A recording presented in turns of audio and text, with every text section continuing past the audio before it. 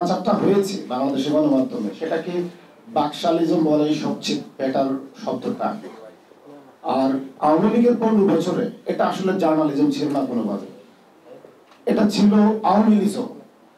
এটাকে আমরা জার্নালিজম ভেবে ভুল করেছি।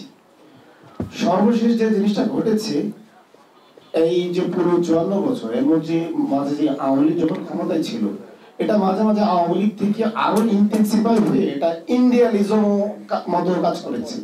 এটাও জার্নালিজম ছিল না, এটা ছিল একটা ইন্ডিয়ালিজম। মানে ইন্ডিয়ান গণমাধ্যম, ইন্ডিয়ান বয়ান, ইন্ডিয়ান আচার অনুষ্ঠান সবকিছুই আমাদেরকে জোর করছে, জোর করে আমাদেরকে এগুলো খাইতে বাধ্য করেছে। এই আমাদের এই ফেসিবাদী গণমাধ্যম।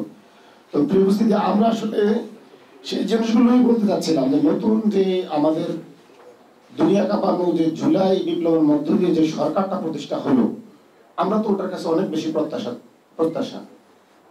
ফারুক ভাই যেটা বলেছেন যে আমাদের আসলে সবাই আমরা বিভক্ত হয়ে যাচ্ছি, বিভক্তি বা সামাজিক অস্থিরতা সেটা সব সমাজে ছিল।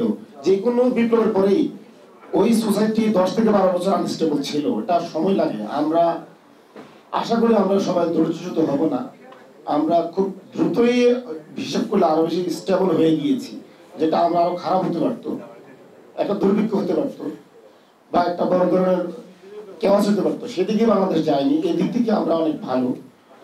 কিন্তু আমাদের অনেক যে প্রত্যাশা, এত কিছুই পূরণ হলো না, বিশেষ করে গণমাধ্যমে। আমরা এখন যে একটি সরকার যে একটি গণমাধ্যম সংস্কার কমিশন করেছে, আমরা দেখলাম তারা মনে হচ্ছে একটা একাডেমিক কাজ করে একটা প্রবন্ধ উপস্থাপন করে তারা চলে গেলেন।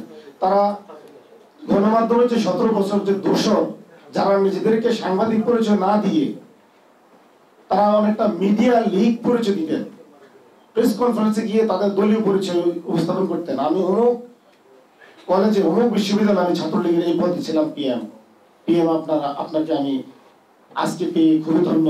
এই ধরনের যারা যারা নিজেদেরকে মিডিয়া লিগ উপস্থাপন করতেন, এই সমস্ত দোষীদের তালিকাটা পর্যন্ত সংস্কার কমিশন করে যান নাই। দোষীদের তালিকা কি ওনারা চাইলে করতে পারতেন না?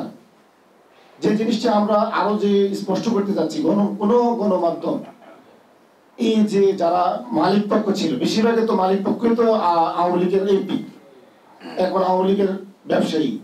আমরা দেখি নাই খুব একটা গণমাধ্যমের মালিকানা চেঞ্জ হতে।